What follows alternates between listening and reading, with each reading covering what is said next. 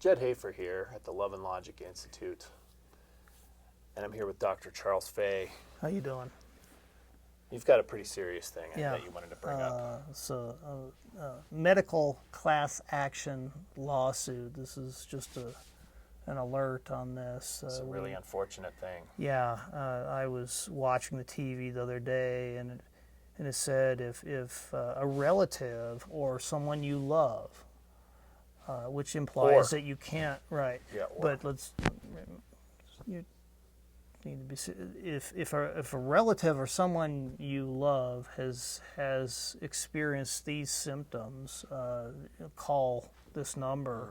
And apparently there's been a number of people who have gone in for humor bypass surgery, and it has some tragic results. Yeah, I don't know why you would get that done, but No. there are definitely people out there, and it's sad. And I hope they get due compensation. I think they should. I went to my stylist the other day.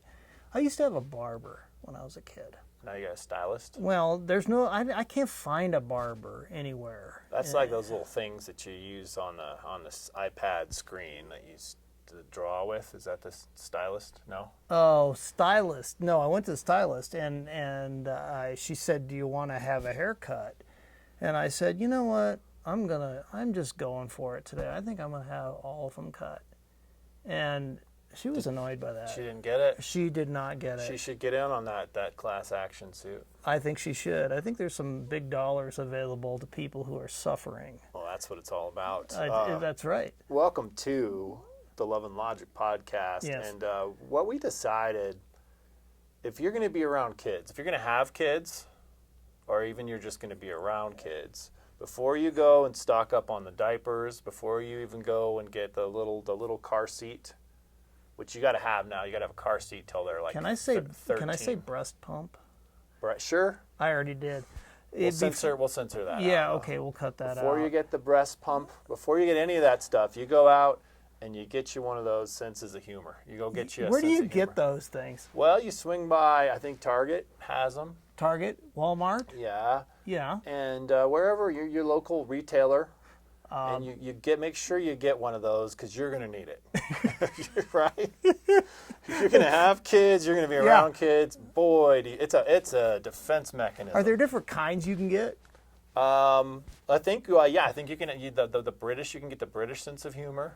Oh yeah, that's the one Yeah. without teeth, right? Or, and then naked lady running through the scene. Is that the British sense of humor? I Or? don't know that anyone's going to know what you're talking about. Okay, that's an old show, and I never watched it. I just heard I about it. only Yeah. heard about it too. Okay. You can get the silent movie ones, like Keystone Cops falling down, and it's like kind of sped up, black and white. Oh yeah, yeah. Or you can get the really subtle. Well, that's what I like, is the subtle sense of humor. Uh-huh. Like so subtle, Like mine. like that people don't even laugh at all. Like Yeah, And so it just the laughter is very subtle as Right. well. Right. Yeah. That's what I like. No, seriously. I think on one hand, this whole raising kids thing is pretty serious business. Like, it's a big deal. Very serious. On the other hand, if we can't laugh at ourselves, ladies and gentlemen, then we can at least laugh at Charles. That's right. Yeah. And do you think, though, it just seems like a lot of people take things pretty seriously now. I mean, they're very easily offended. Yeah, by and once in a things. while we run into those people, and especially we've made something that's a joke. It's obviously we're trying to make light of something, and once in a while I want to send people to instead of loveandlogic.com, maybe like getoveryourself.com. Is that I don't know. Is that a thing? Aboutyou.com. It's not aboutyou.com. Yeah. Lightenup.com. I don't know. Life's short or life'slong.com. Yeah, life either gets one. longer when you have no sense of humor. Exactly. Yeah. But kids are doing funny stuff all the time, and as long as we're safe, and Yeah. we can laugh at these things. And sometimes there's We're this not perspective thing. Right, and we're not talking about being vulgar or using bad language or We're talking anything about being like able to that. have the perspective to say, because they'll say, well, in 10 years we're going to laugh about this. I want to get that statute of limitations, that 10-year statute. I want to get that shortened. Do ya? maybe like 10 minutes. Because if it's funny, we ought to be able to laugh now. I don't know Yeah. that we shouldn't have to wait 10 years. That seems like a long time to wait to laugh about something. So, what are some of the things that your kids have done that cause you to laugh? How many hours do we have? No, one of my favorites, and then these things become, that's another great thing about a family, is these things become kind of lore. Is that a word? They become lore. They become legend. Yeah. So my daughter, she woke up one day from a nap, and we had gone from like not using pull-ups during the naps anymore. We were kind of transitioning. Now, are you talking about her or you? No, I don't get enough naps. Otherwise, I would still be there. Now, they were the little ones. They were not wearing pull-ups for their nap time anymore. Okay. So she wakes up, not dry from the nap, Oh. and she looks around and she says, "Mommy peed me pants." That's what she said. Mommy, because kids are pretty good at deflecting responsibility a lot of times, right? And I think they learn to do it pretty young, pretty naturally. Yeah, that's an important so, skill. we said, we got to tell Mommy to be more careful, And so my older sons are there, and of course they have great senses of humor, almost too good, almost concerning how good their senses of humor are. And for years, they might write a note. Hey Mom, going out, love you. Hey, don't pee anyone's pants. That's kind of cute. Yeah, it was cute, and it became a thing in our house. If we drop something, knock something over, we'd Mommy peed me pants, and it was just became code for.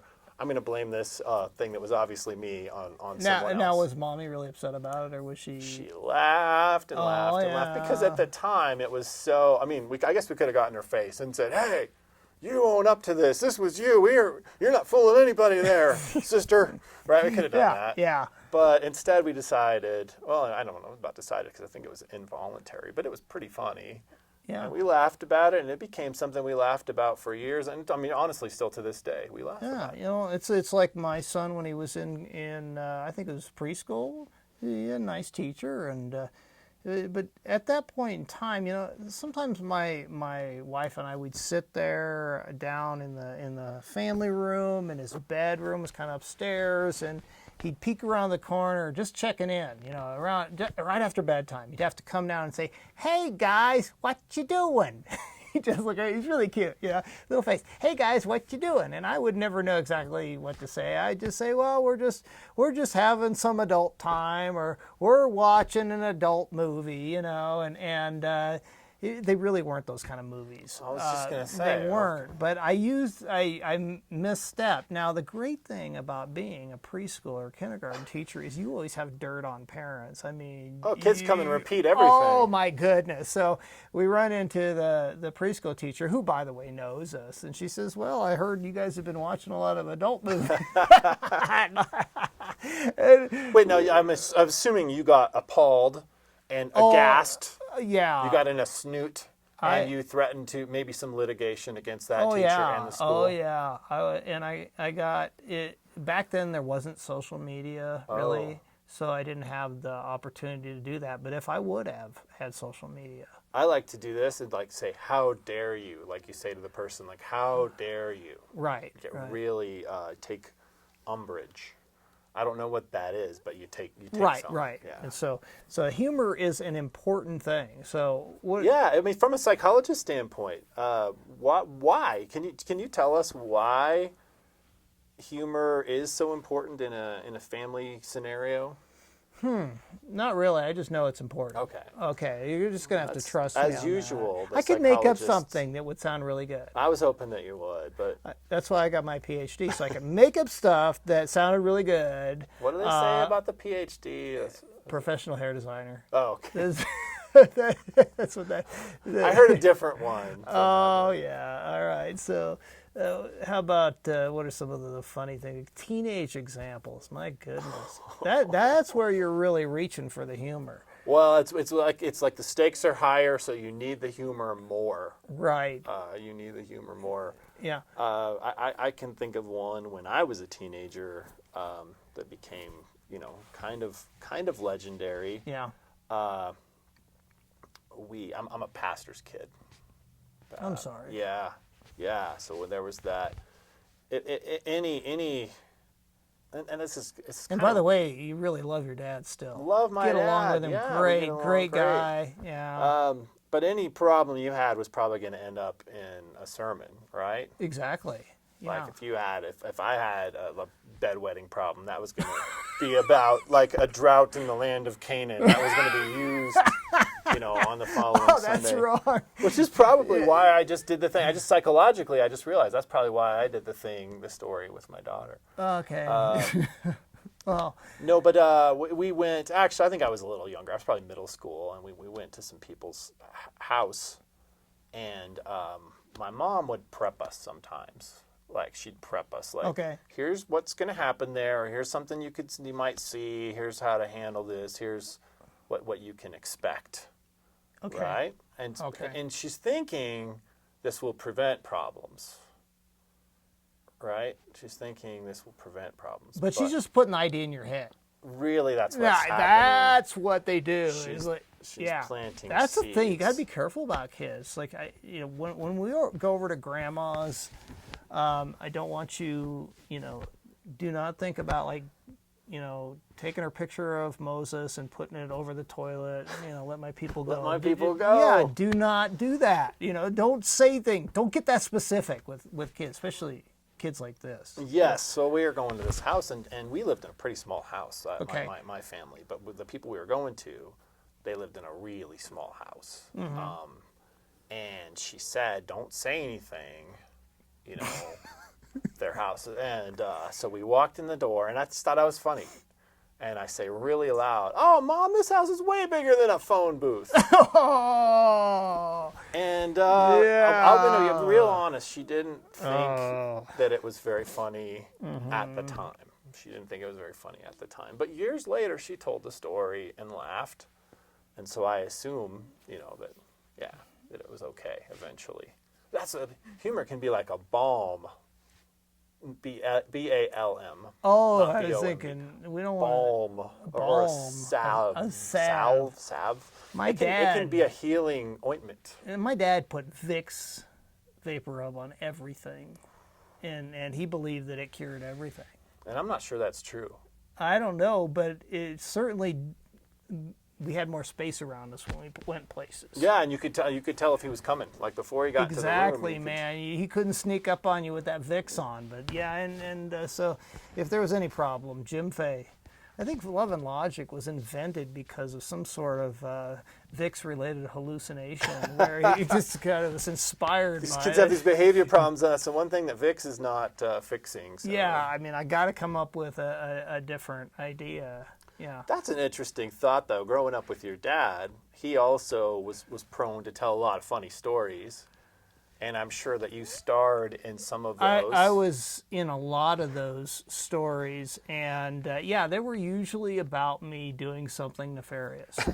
And you probably had to grow up with a little bit of a sense of humor about yourself, because And people were all laughing at you. There's still people out there, and we love you. You longtime Love and Logic people, and you know who you are. And I always know them because they go, "Hi, Charlie." What about the time They call me Charlie. Charlie did this? Oh, Charlie is such a cute sounding name, and there was actually a perfume named that back in the 70s. Oh, that's And right. so that's why I changed my name to Charles, because I Very at that serious. time, sounds very I think you serious. should have litigation Very against kingly. everyone who's ever called you Charlie. That should be another. Actually, they're some of my favorite people, but there were a lot of times where I did ridiculous things. You were the butt of the story. Yeah, absolutely. But I like to play games with kids, especially teenagers, that force them to use humor. And I usually like to do that when we're in the car. And Captive audience. And in our car, we don't allow electronics to be used when we're traveling with the kids. That's a good one.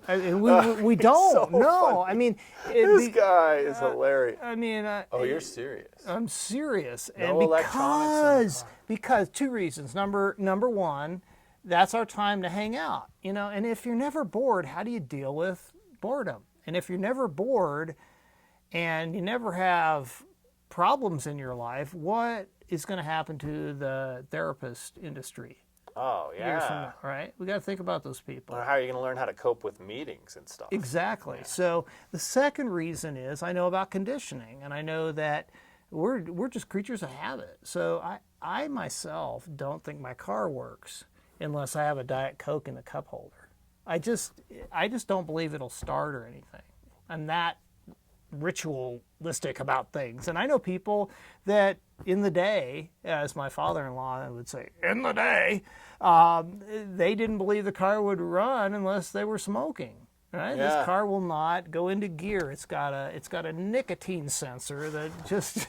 So you're trying to not get them in that habit of get in Right. the car and get on a device. Right away, I got to get it on a device. But I like to play games, and I have some game rules. Okay, and You're going to want to write these down. okay, and maybe just one rule: it has to be clean. You know, we do have that rule. It has to be clean. Because you're trying to model that you have standards. Right. Because that's something we've lost. Is can we have like some clean humor? Watch TV. It's either it's clean or it's dirty or it's mean. Yeah. You know, it's got to be clean and it can't be picking on people. Dirty right? or mean or really not funny or all of the above. Yeah, exactly. So I like to play the game Have You Ever? Okay, and then have you ever, and then it relates to food. Okay, so and usually I'm the one who has to tell like the first 8, and then pretty soon the kids feel left out, and they're like, "Well, Dad, have you ever drank somebody else's drink when you were presenting at a conference?" And I have. I actually drank a lady's Diet Pepsi. I was presenting. It was a small group. And she was sitting in the front row, very enthusiastic Love and Logic fan. I just reached down, drank her Diet Pepsi, and then I was aghast.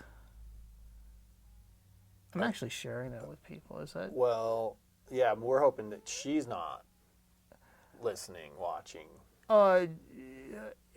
She was aghast too. Okay. Yeah, and I just. Did she make a gassed noise? That's No, she just. H-A-S-T. I've done that before. Okay. While presenting, but we don't even want to talk about that. That's the G-A-S-S-E-D. We're talking about just her expression. So, Okay. She made a face. Yeah, and have you ever thrown away a food item, and then had such a yearning for it that you went into the trash and got it back out? Absolutely. Yeah, and the kids laugh about that sort of stuff, even though it's really not that funny. But it's being willing to kind of make fun of yourself, Right. which tends to be endearing, they say. Yeah. And it shows the humanity, the common. Yeah. We're all human. Absolutely. Have you ever gone to the bank and gotten one of those dummy suckers? And Oh, yeah. and the wrapper wouldn't come off because it was like 3 years old, and you ate it anyway with the wrapper on it.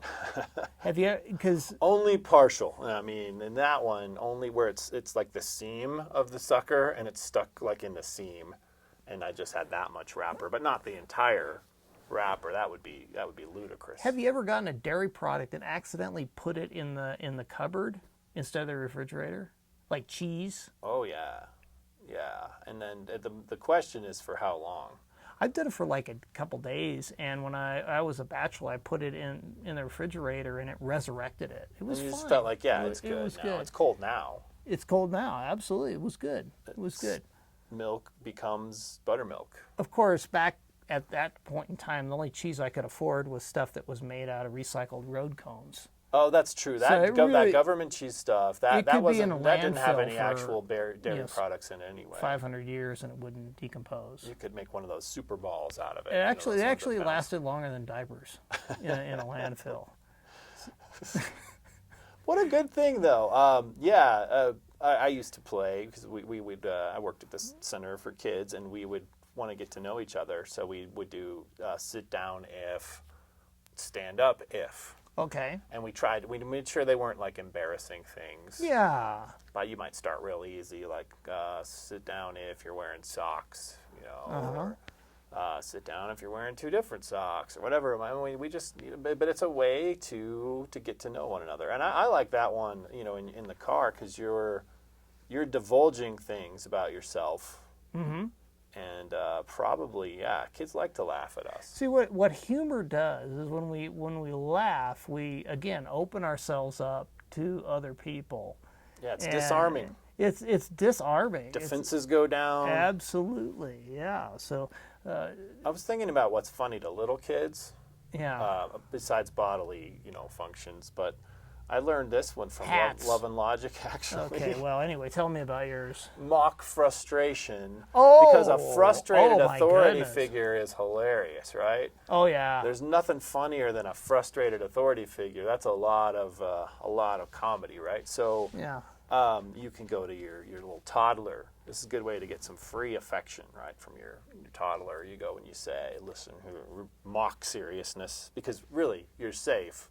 So you being angry and frustrated is funny, because of course you're safe. You're not going to hurt them. They know. So I'm going to look over there for just a minute.